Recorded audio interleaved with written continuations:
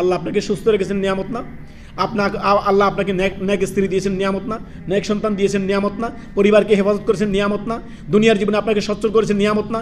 দুনিয়ার জীবনে আপনাকে ঈমান দিয়েছেন, নিয়ামত না? দুনিয়ার জীবনে মুহাম্মদ রাসূলুল্লাহ সাল্লাল্লাহু আলাইহি ওয়াসাল্লামের শেষ নবীর উম্মত হিসাবে আপনাকে আপনার দুনিয়াতে আল্লাহ প্রেরণ করেছেন, সেটা নিয়ামত না? নিয়ামত আর নিয়ামত, জীবনে পরিপূর্ণ নিয়ামত। হতাশ হবেন না, কখনো হতাশ হবেন না, কখনোই হতাশায় ভুগবেন না, আর কখনো অল্পতে কখনো কি হবেন না, ভেঙে পড়বেন না যে আল্লাহ হয়তো আমাকে আর দিবেন না। না না না, ধৈর্য ধারণ করেন, সবর করেন। আল্লাহ রাব্বুল আলামিন কি বলেছেন? ওয়ালা সাউফা ইউতিকা রাব্বুকা ফাতারদা, ওয়ালা সাউফা ইউতিকা রাব্বুকা ফাতারদা। আল্লাহু আকবার।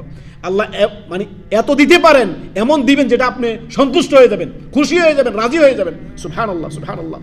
আল্লাহ যাকে দেন তাকে বেশুমার আল্লাহ তাআলা দেন, যেটাতে আপনি অতি সন্তুষ্ট হয়ে যাবেন, আপনি ধন্য হয়ে যাবেন। সবর করেন, ধৈর্য ধারণ করেন, আপনি জানবেন যে প্রত্যেক কষ্টের পরে স্বস্তি রয়েছে।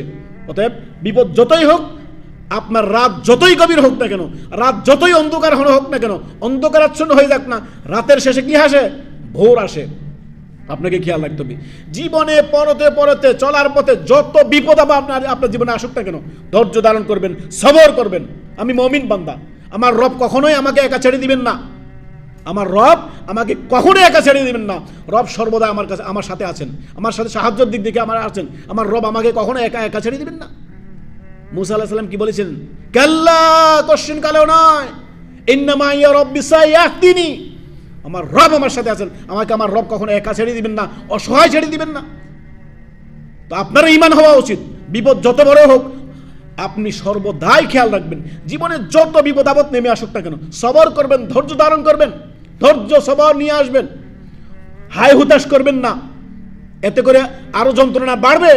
আপনি খেয়াল রাখবেন, রাত যতই অন্ধকার হোক না কেন, রাত যতই গভীর হোক না কেন, রাত যতই অন্ধকারাচ্ছন্ন হোক না কেন, রাতের শেষে ভোর আছে। ভোরের আলো একদিন আপনার জীবনেও আসবে। দুঃখ কষ্ট কেটে গিয়ে আপনার জীবনে সুখ আসবে। ধৈর্য ধারণ করুন। দুঃখের সাথেই কি আছে? স্বস্তি রয়েছে। কষ্টের সাথেই স্বস্তি রয়েছে। কষ্টের সাথেই আপনার কি আছে? আরাম রয়েছে।